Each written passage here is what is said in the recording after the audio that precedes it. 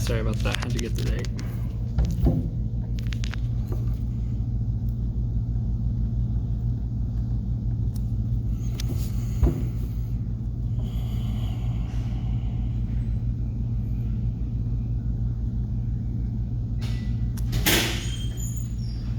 Hello. Hello. How are you today? How's it going? Doing pretty well. How are you doing? Yes, sir. Nice to meet you. Yep. So I was videotaping a police interaction between a couple police officers who were stopped with some people, and I am videoing this as well, who had stopped with a couple people. Sure. It looked like I didn't ask a lot of questions about what was going on. I was just watching. It sounded like hit and run or whatever. Sure. After they were done with all of that, and here's where my questions come in. If a police officer is not actively chasing down an emergency, is he supposed to be using his emergency lights so that he can do illegal traffic things like pull U-turns in the middle of the road or back up through parking spots, which I guess isn't really that big of a deal, but U-turns in the middle of the road is kind of a big deal, right? As long as we would prefer lights being on, but if for that, which he had the lights on, but he was not investigating the incident that he originally had his lights on when he was doing these U-turns. He was going around and getting my pictures of my vehicle and me when I didn't have anything to do with the incident. Right. Yeah, and I don't know if what he thought you were doing or not doing or whatever. Right. But he was obviously. Well, he didn't even ask me any questions, so I'm not sure how that could be justified that he was investigating me or anything. What did he do specifically after he made the U-turn? Did he come up behind your car or what? Yes. So were you in your car or outside your car? I left my car about half a block away because I was already parked doing some paperwork, and then I saw the police pulling up, so I got out, went up to videotape. I did see that I'd had a previous negative encounter with this officer, but I did not say anything to him. He was in his vehicle speaking with one of the people that had witnessed it or were involved. Right. I'm not sure. He was working. I did not say anything. The gentleman he was talking to did say, "Hey, look, I don't want to be filmed. You have no right." I was like, "Well, I do have a right, but I will respectfully." Right. So then once all that was done, I crossed the street to where the other vehicle was. Rupert was on the south side of Prescott, and then there was a motorcycle officer parked on the north side of Prescott, right there by 9th Street, and he was dealing with, Rupert had pulled around, right, which I thought he was just getting closer to the scene, so I went around to where they were at and just tried to get closer, and then he turned around again, another U-turn, went down the block, pulled a U-turn up behind my vehicle. Well, actually, first he pulled up next to it, got pictures, and then backed up and got behind it, and I assume got pictures of the tag or something. And then he was came up to obviously me, identifying you or your vehicle. trying to for some reason, but yet he didn't have any questions for me as to why he would be investigating me. Well, we don't have to investigate you to get you on video or.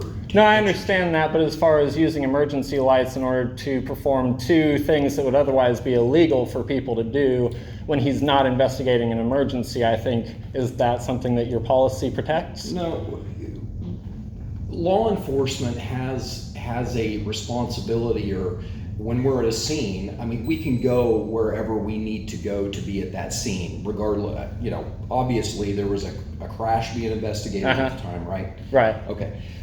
So what goes on in his head as to what he's doing, we can do things. Sometimes we do it with lights, sometimes we don't. We reposition in the road. So then if after that he pulls up to me, takes a picture of me, I go up to the vehicle. At first he does not want to roll down the window, but I asked him if he wanted me to go out in the street where his window was down. He said no, and he rolled the window down. I was like, was that a company phone or is it a personal phone? He said it's a company phone. I said that I'm going to need to get the documentation of what you just took of me and why you're investigating me. He said, no, it's a personal phone. I don't have to give you that. I said, so you're taking personal photos while you're on the clock, and for what? And he said, well, I'm going to go back and share this with the other guys and let them know that you're going to be documenting what we're doing and in case you are causing any problems. Right. So to me, that sounds like he's conspiring with other police officers to harass people that are just exercising their First Amendment rights. Sure, and he did call me about this. I figured to warn me that you might be coming in. Good. It's not the first time I've filed a complaint on him. So last time it was because I was involving myself in a something that was happening in a public area.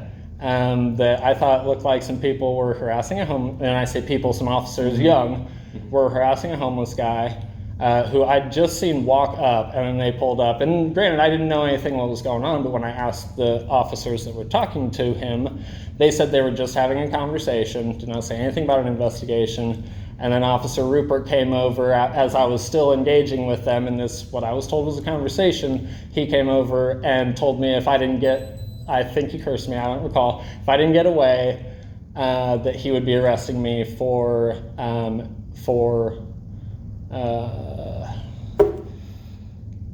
basically getting in the way of the investigation. I forget what that's called, but it's a catch-all for if I don't like what you're doing, I'm gonna take you to jail. If police are already involved. And apparently he doesn't understand that there's like some limitations on how you can use that. I know I'm fairly certain he's a sergeant, if I'm not mistaken. He is not. He's not a sergeant. Okay, like a training officer or something like that. He's a traffic officer. He was out there with the motorcycle officer at that accident scene. Gotcha. Right. So I know he's been with you guys a long time. I have actually had another positive experience with him.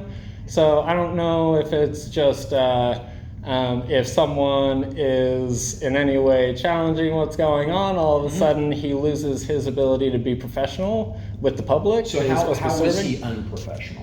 He took pictures of me with his personal phone while he was on the clock, which I'm not paying for people to be talking about what I do in my personal life while they're spending my tax dollars.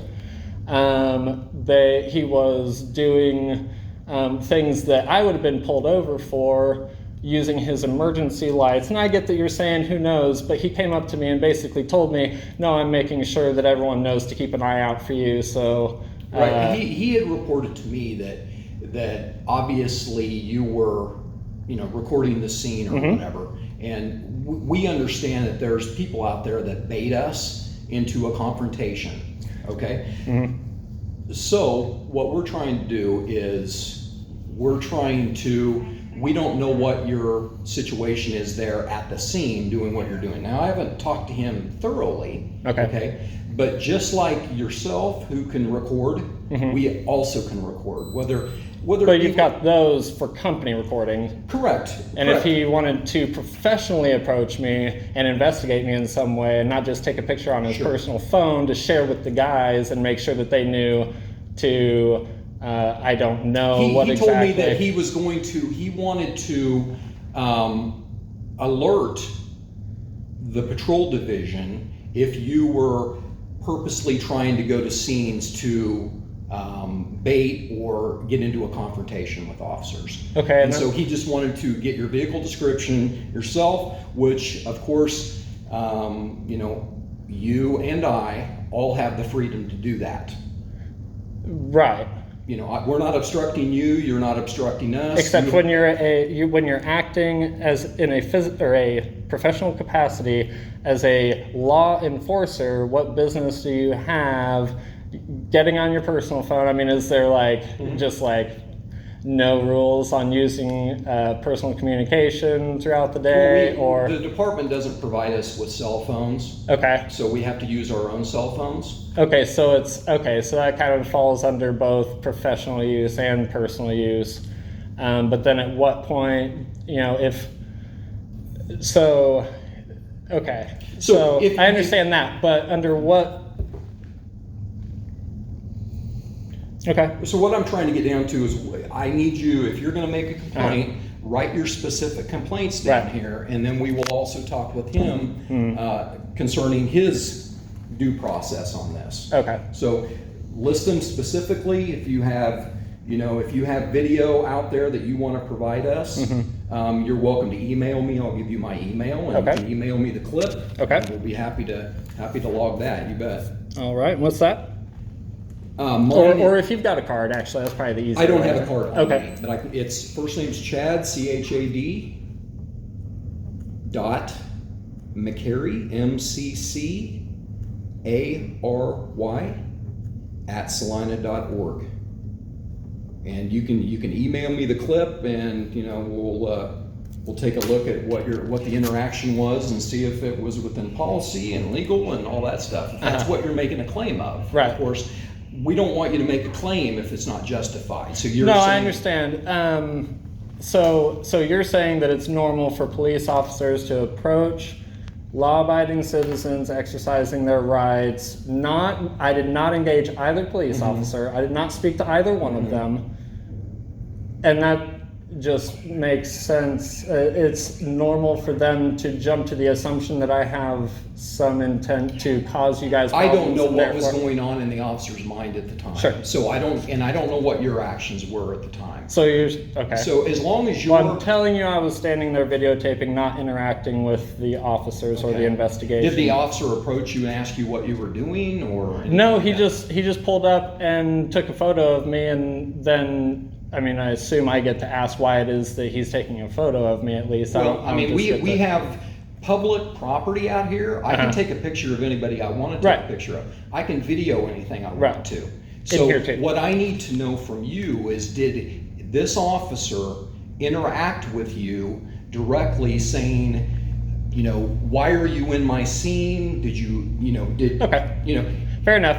I guess then what I would like to do, in addition to filing a complaint, is request that the Salina Police Department, do I have to file something in order to make sure that everyone in the police department knows not to harass me if all I'm doing is exercising my rights?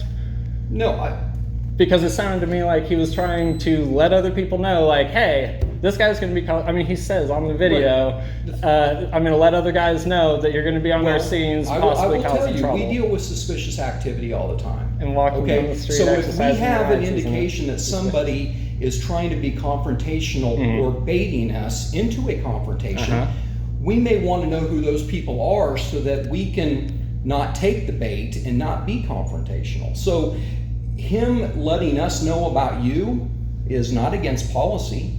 He can let anybody he wants to know about this. He can let his supervisor, his captain of patrol.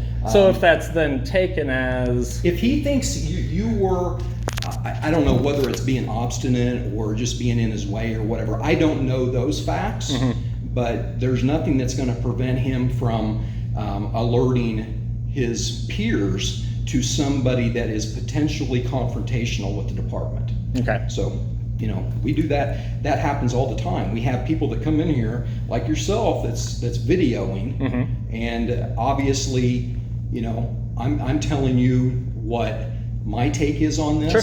You have a right to a complaint. Yep. So let's get busy. All right. Well, I appreciate it. When you're done, you let the clerks know, and I'll come out here and get it. All right. I appreciate it. Thank you, sir.